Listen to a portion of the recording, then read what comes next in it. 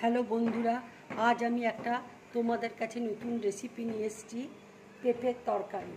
দেখো, আমি পেঁপেকে এরকম বড় বড় করে কেটে ভাপ দিয়ে সেদ্ধ করে নিয়েছি, আলুকে ভাপ দিয়ে সেদ্ধ করে নিয়েছি, সয়াবিনকে হালকা করে সেদ্ধ করে নিয়েছি।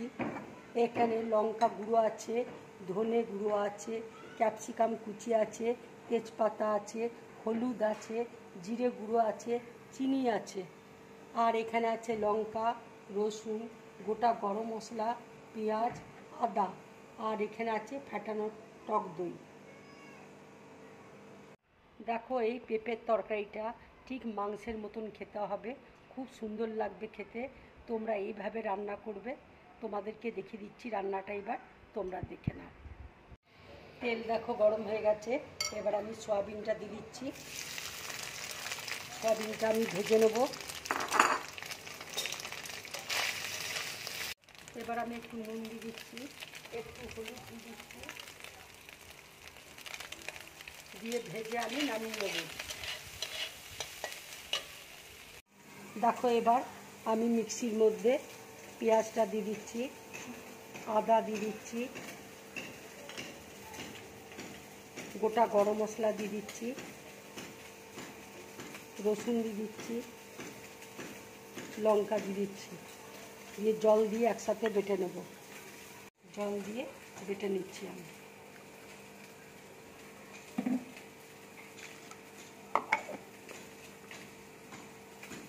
দেখো, মশলাটা বাটা হয়ে গেছে, আমি বাটির মধ্যে ঢেলে নিচ্ছি। এইভাবে তোমরা মশলাটা বাটবে। এবার আমি দেখো ধনে গুঁড়ো, লঙ্কা গুঁড়ো, জিরে গুঁড়ো সব একসাথে মাখিয়ে নেব। এবার দেখো একটু হলুদ দিয়ে দিচ্ছি।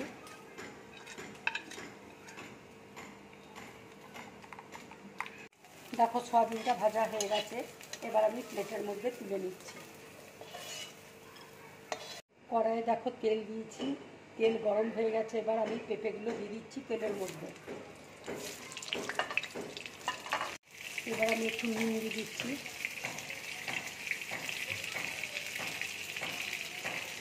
একটু হলুদ দিয়ে দিচ্ছি, দিয়ে ভালো করে ভেজে নেব। পেঁপে দেখো ভাজা হয়ে গেছে, এবার আমি প্লেটের মধ্যে তুলে নিচ্ছি। তেল দেখো গরম হয়ে গেছে, এবার আমি আলুটা দিয়ে দিচ্ছি, একটু নুন দিয়ে দিচ্ছি,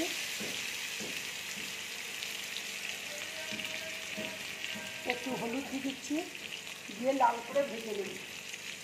দেখো, আলুটা ভাজা হয়ে গেছে, এবার আমি বাটির মধ্যে তুলে নিচ্ছি। পেঁপেটা দেখো ভাজা হয়ে গেছে, সয়াবিন ভাজা হয়ে গেছে, আলু ভাজা দেখো গরম হয়ে গেছে, এবার আমি একটু চিনি দিয়ে দিচ্ছি। চিনিটা ব্রাউন কালার হলে ক্যাপসিকাম আর তেজপাতা দিয়ে দেবো। চিনিটা দেখো ব্রাউন কালার হয়ে গেছে, এবার আমি ক্যাপসিকাম আর তেজপাতা দিয়ে দিচ্ছি।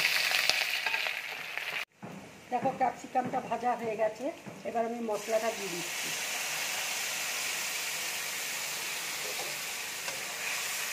এবার দেখো, আমি একটু নুন দিয়ে দিচ্ছি, একটু টমেটো সস দিয়ে দিচ্ছি, টক দইটা দিয়ে দিচ্ছি,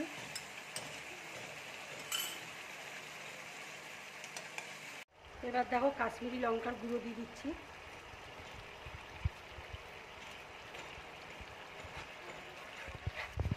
এবার আলুটা আমি দিয়ে দিচ্ছি, পেঁপেটা দিয়ে দিচ্ছি, দিয়ে ভালো করে কষিয়ে নেব। দেখো, তরকারিটা কষানো হয়ে গেছে, এবার আমি সয়াবিন দিয়ে দিচ্ছি।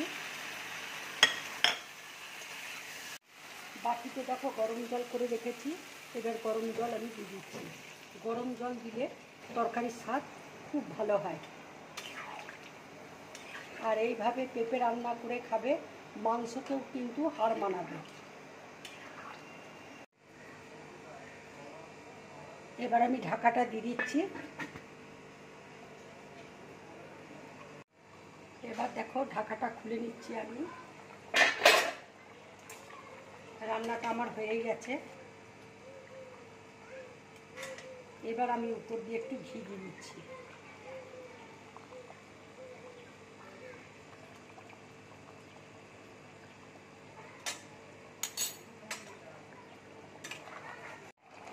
রান্নাটা দেখো হয়ে গেছে। এবার আমি গ্যাসটা অফ করে দিচ্ছি। এবার আমি গামলার মধ্যে ঢেলে নিচ্ছি। রাখো বন্ধুরা, তোমরা এইভাবে পেঁপের তরকারি করে খাবে, খুব ভালো লাগবে খেতে। এটা গরম ভাতের সাথে খেও কিংবা লুচি পরোটার সাথে খেও, খুব ভালো লাগবে। যদি আমার এই রেসিপিটা তোমাদের ভালো লাগে তাহলে লাইক করবে, শেয়ার করবে আর ড্রিম ব্লগ চ্যানেলটাকে সাবস্ক্রাইব করবে। নমস্কার।